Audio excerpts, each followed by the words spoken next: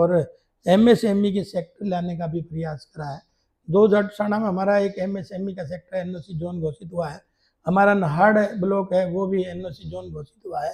अब करने वाले तो बच्चे चाहिए जो करेंगे, तो उद्योग लगाने वाले चाहिए, लेकिन एक ऐसा जो इंडस्ट्री ग्रोथ सेंटर टाइप में होता है उस तरह का एक प्लेटफॉर्म देने का प्रयास करा है, ताकि टेक्निकल लोग बाहर ना जाएं, वहीं के वहीं मिलेंगे तो आधे खर्चे में भी उनका गुजारा हो सकता है। तो रोजगार के भी भविष्य की चिंता करी है, क्योंकि आपने देखा कि आज से 40 साल पहले बावल एक ग्रोथ सेंटर के नाम से खोला था, तो आज वो इंडस्ट्री हब बना हुआ है। तो इसमें समय तो लगेगा, तो लेकिन आने वाले समय में एक फाउंडेशन धीरे धीरे तैयार हो तो भविष्य भी तैयार क्षेत्र के लोगों का होगा। शहीदों की भूमि कहा जाता है कोसली विधानसभा को। बहुत से शहीद और बहुत से सबसे ज्यादा अगर नंबर आर्मी ऑफिसर्स है तो वो वहीं से आते हैं। बिल्कुल सही बात है। तो आपने उसी तरीके के ही रेजिमेंट के लिए भी आवाज उठाई थी? जी, वैसे तो मैंने 40 बार मांग उठाई है 4.5 साल में,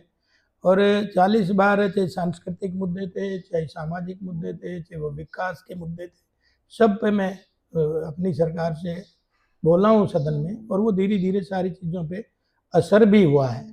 और आपने देखा कि अहीर रेजिमेंट स्टेट का मामला नहीं था। जब भी मैंने विधानसभा मौका मिला तो मैंने पहली बार यादव रेजिमेंट की मांग उठाई, क्योंकि मेरा ये पूरा क्षेत्र सैन्य इतिहास का भरा पड़ा है, चाहे जंग आज़ादी से पहले हो चाहे आज़ादी के बाद के हों।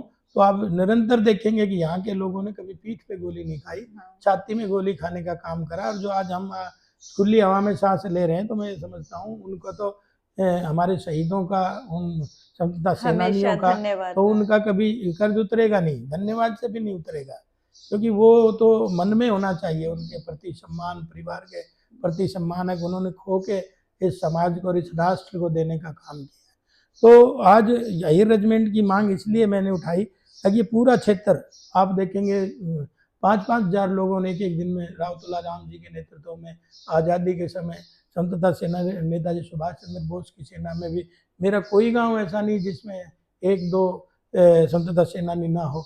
और लुक्खी में तो 47 एक गांव से थे, एक गांव से 47 लोग मायने रखता है। मेरे गांव से भी 2 थे। तो ऐसे हर गांव से उस जंग आज़ादी के लिए लोग लड़े हैं, और आज़ादी को कायम रखने के लिए भी, कि आपके देखो रजांगला की लड़ाई थी, चाहे वो चसूल की लड़ाई थी, कारगिल की लड़ाई थी, आदि पीर की लड़ाई थी, बड़गांव की लड़ाई थी, गोवा की लड़ाई थी, शांति सेना की लड़ाई थी, चाहे अक्षरधाम मंदिर की लड़ाई थी, चाहे संसद हमले की लड़ाई थी। तो सारी जगह इस क्षेत्र के लोगों ने अपनी छाती पे गोली खाने का काम करा, छाती से टक्कर देने का काम करा। ये कोई छोटी बात नहीं है। मैंने तो वहाँ घूमने गया हूँ तो -35 डिग्री पे आप देखेंगे कारगिल में 118 लोगों ने लड़ाई लड़ी मेजर शैतान सिंह के नेतृत्व में, और जिसमें से 114 लोग इस दक्षिणी हरियाणा के थे, और सारे यादव थे। बड़ी बात ये। और आप देखेंगे वहाँ -35 डिग्री आप पर हम तो चढ़ भी नहीं सकते, वहाँ वो युद्ध लड़ रहे थे।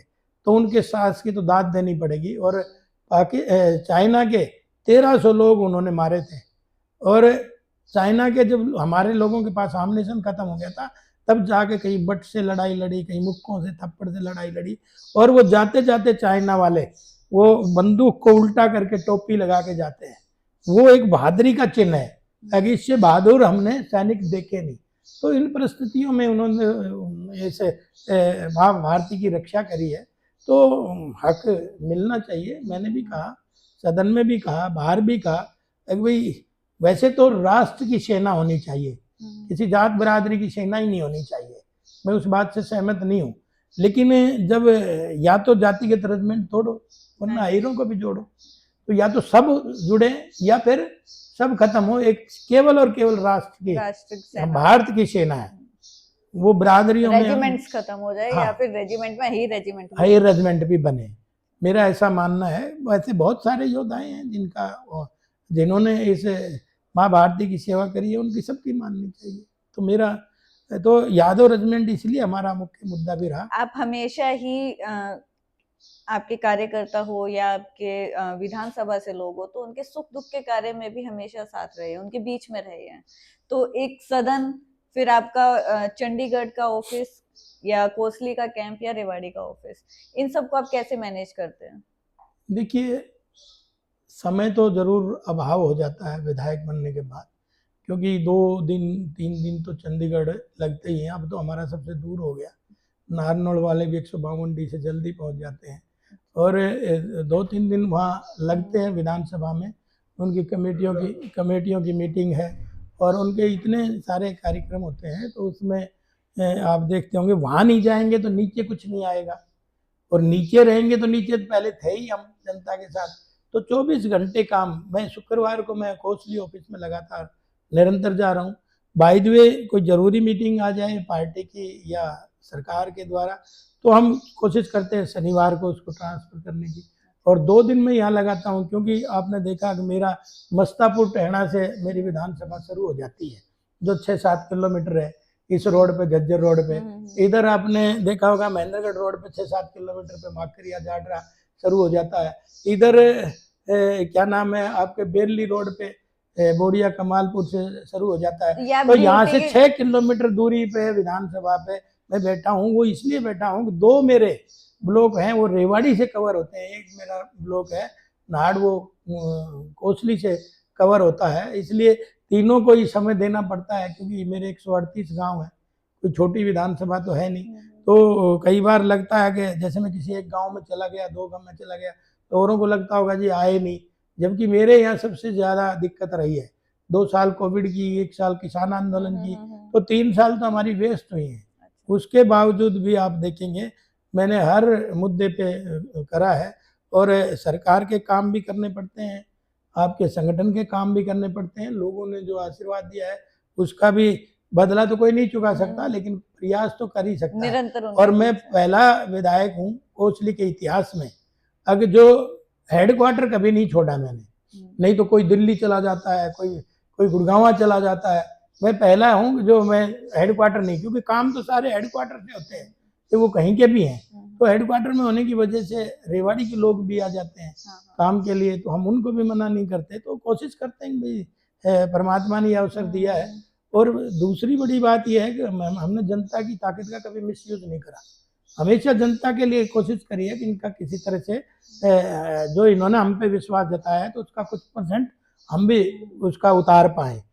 तो इसलिए आप देखेंगे, और मेरा पहली बार ऐसा है कि नहीं तो एक परिवार में एक विधायक बन जाए तो सारा कुटुंब विधायक बन जाता है, और आपने देखा मेरे परिवार का कोई भी आदमी आगे नहीं आता, कभी आपको पता भी नहीं चलेगा। मेरा बेटा जरूर मैं आगे रखता हूँ, क्योंकि सब जगह मैं नहीं सुख दुख में जा सकता, तो मेरा बेटा जाता है केवल और केवल, और कोई रिश्तेदार नहीं आता मेरा। कभी देखा होगा इससे पहले तो लोगों के रिश्तेदार आते थे, साला आ गया, सट्टा आ गया, ये आ गया, वो आ गया, वो MLA चलाते थे। तो आज आप देखेंगे कि मेरे यहाँ ना कोई जेब कतरा मिलेगा, मेरे साथ आपने इतने सालों से देखा भी है, ना कोई आप देखेंगे कि कोई चोरू चक्का मिलेगा मेरे पास बैठा हुआ। तो हमने तो लोगों को ईमानदारी से सेवा करने का प्रयास किया है। और एक बात और है, पूरी ईमानदारी से कहा है। लोग ये कहते थे राजनीति में लोग पैसा कमाने आते हैं, लेकिन हमने तो उस बात की धारणा को बदलने का प्रयास किया है। अगर आज कोई हमारे पे एक उंगली नहीं उठा सकता किसी से एक नया पैसा लिया हो, कि हमारी जितनी क्षमता थी हमने उसमें अपना काम चलाया है, और लोगों की आवाज़ बुलंद करी है, और लोगों के काम करे हैं। यूँ ठीक है कि सारी चीज़ 5 साल में पूरी नहीं होती, क्योंकि कुछ पाइपलाइन में चीज़ें होती हैं। कुछ समय कोविड में भी 2 बार आपने देखा आचार संहिता लग गई, 2 बार तूफान भी आ गया, तो और कोविड भी आ गया, किसान आंदोलन भी आ गया, और इतनी बुरी हालतों में, परिस्थितियों में भी कोशिश ये करिए कि जो बन पाए हमारे से वो हमने देना चाहिए। आगे आने वाले 5 वर्षों में आप रेवाड़ी को किस तरीके से देखते हैं? रेवाड़ी का आप देखते हैं, आपका विजन क्या है रेवाड़ी के प्रति? रेवाड़ी बहुत बढ़िया है, रेवाड़ी हमारा हर तरह से बढ़िया है, और ये एक ऐसा स्थान है कि जो लोगों को आपको लगता होगा कि और कहीं कुछ बाढ़ आ जाती है, कहीं गर्मी ज़्यादा पड़ती है, कहीं सर्दी ज़्यादा, उसके लिए तो परमात्मा ने स्पेशल हम लोगों को ये दिया है आशीर्वाद, जिससे रेवाड़ी में कोई इस तरह की दिक्कत नहीं है। लेकिन पॉलिटिकल दिक्कत जरूर है। पॉलिटिकल तो देखिए, जब लंबे समय तक आदमी बैठा है वहाँ, और हम तो 4 साल 5 साल में से 3 साल हमने अपना हिसाब दिया है और आपने पता भी है कि भाई ये 5 साल जब से मैं विधायक बना हूँ तो एक एक डेढ़ महीना मैं 5 स्टेटों में भी चुनाव में गया हूँ, पार्टी का भी हाँ काम जी। करना पड़ता है। तो 5-7 महीने हमारे इसमें भी वेस्ट हो गए। कुछ हमारे अपने सुख दुख भी होते हैं, जैसे परिवार में कहीं 7 लोग चले गए तो अच्छा। तो वो भी एक समय लगता है। तो मैं ये कहना चाहूँगा आदमी प्रैक्टिकल बन के सोचेगा तो हम पे कोई कसूर नहीं निकाल सकता। और रेवाड़ी की राजनीति के बढ़िया है, भारतीय जनता पार्टी तीनों जगह जीतेगी, तो किसी तरह की कोई शंका किसी को होनी नहीं चाहिए, लेकिन बशर्ते सब लोग साथ दें, पार्टी के कार्यकर्ता सब लोग एक मुश्त लगें, तो हम तीनों जगह जीत के आए। रेवाड़ी के आसपास के क्षेत्रों में बहुत जल्दी जल्दी एक विकास कार्य हुए हैं। रेवाड़ी अब भी पिछड़ा ही है। अगर डिजिटल वर्ल्ड में देखें, स्मार्ट सिटी होने में देखें, तो अभी भी रेवाड़ी पीछे है। नहीं है, इसमें कोई दो राय नहीं, लेकिन इसमें कोई एक आदमी का कसूर नहीं है। इसमें तो जो लंबे समय से यहाँ की राजनीति कर रहे हैं, जो 55 साल से, तो हिसाब जनता उनसे भी मांगे। हम तो 5 साल का हिसाब दे सकते हैं। आपका निशाना कांग्रेस की तरफ है? नहीं, मेरा निशाना कांग्रेस की तरफ है ही, इसमें कोई दो राय नहीं, क्योंकि आप देख भी रहे हैं कि भाई कितना लंबे समय से रेवाड़ी को हाँ जी। में रहें। और मुझे बड़ी दिक्कत होती है, वो भी लोग सवाल पूछते हैं जो 55 साल से रेवाड़ी में बैठे हुए हैं। तो इसलिए मैं ये समझ सकता हूँ रेवाड़ी का भविष्य उसके बावजूद भी सुरक्षित है और भविष्य अच्छा होगा। आप भगवान में भी बहुत आस्था रखते हैं, तो कोई ऐसा कभी कुछ ऐसा एहसास हुआ है कि आपने कभी बहुत मुश्किलों में हो और आपने भगवान को पाया हो, या कोई देखिए, मिरेकल हुआ, कोई जादू हुआ हो? आध्यात्मिक तो मैं हूँ, लेकिन मैंने भगवान को पा लिया ऐसा तो मेरे को नहीं लग रहा, क्योंकि भगवान कोई ऐसा है नहीं, वो तो दिखाई नहीं देता किसी को भी। क्योंकि मेरे को एक बार एक संत बता रहे थे, तो उन्होंने कहा कि भगवान ने सब बनाया, प्रकृति के सब रूप रंग बनाने के बाद पेड़ पौधे पशु पक्षी जीव जंतु, आखिरी में व्यक्ति को बनाया। और व्यक्ति को बनाया तो परमात्मा ने सोचा कि फिर उसने डाई तोड़ दी परमात्मा, बोले इससे बड़ी चीज़ मैं बना नहीं सकता, क्योंकि आदमी ही इतनी खतरनाक चीज़ है तो उसको बना दिया। लेकिन उसने भी सोचा कि ये आदमी तो फिर तेरे को भी ढूंढ लेगा, नभ में पाताल में आकाश में जहाँ भी, क्योंकि आदमी में तो उतने गुण परमात्मा ने दे के भेजा है। तो वो बोले कहीं भी पकड़ के बात करेगा। तो उन्होंने कहा कहाँ छुपूँ फिर मैं अब? तो उन्होंने कहा कि भाई अब आदमी में ही मैं छुप जाता हूँ, क्यों आदमी बाहर की चकाचौंध में ढूंढेगा और अपने अंदर झाँकेगा नहीं तो मैं मिलूंगा नहीं। तो इसलिए मैं ये कहता हूँ व्यक्ति को परमात्मा को हमेशा इर्द गिर्द रखेगा। जैसे हम बारिश में और धूप में छतरी छाते का सहारा लेते हैं, वैसे ही परमात्मा के नाम से इन सारी चीज़ों से आप बचते रहेंगे। ये छाता ही है परमात्मा का नाम, और उसकी कृपा दृष्टि है जो आप पर हम बैठे हैं। आप गीत भी लिखते हैं, कविता भी सुनाते हैं, तो कुछ 2 पंक्तियां? नहीं, गीत में लिखता नहीं हूँ, मैं तो लिखे लिखाया बाँचता हूँ। लेकिन ये है कि सदन में भी मुझे अवसर मिला, और राज्य गीत जो बन रहा है प्रदेश का, अच्छा। उसका भी मैं चेयरमैन हूँ, और वो हमने तैयार लगभग कर दिया है, क्योंकि हर स्टेट का गीत था। इससे पहले हमारे राज्य का गीत नहीं था, लेकिन उसको कैलाश खेर जी ने उसको आवाज़ दी है और वो बन के तैयार लगभग है। उसमें थोड़ी बहुत अभी गुंजाइश है ठीक और होने की, तो हम इसको भी राज्य गीत को भी आगे जल्दी चलाएंगे। कुछ और 2 पंक्तियां सुना दीजिए। कट गए सर हमारे तो कुछ गम नहीं, सर हिमालय का हमने ना झुकने दिया, मरते मरते रहा बाकपन साथियों, अब तुम्हारे हवाले वतन साथियों। तो इसलिए ये सब पुरानी लाइनें हैं, लेकिन ये हमें मोटिवेशन देती हैं, और मोटिवेशन ही नहीं बल्कि उन सब चीज़ों की याद दिलाते हैं किन लोगों ने किन परिस्थितियों में कहाँ कहाँ आपके लिए कुर्बानी दी है। आप हर परिस्थिति में निरंतर अपनी जनता के बीच में रहे हो, इसका आपने उदाहरण दिया। जैसे आप पीपीई किट पहन कर भी आप मरीजों को मिलने गए हो कोविड टाइम में। तो बहुत बहुत धन्यवाद आपका विधायक जी।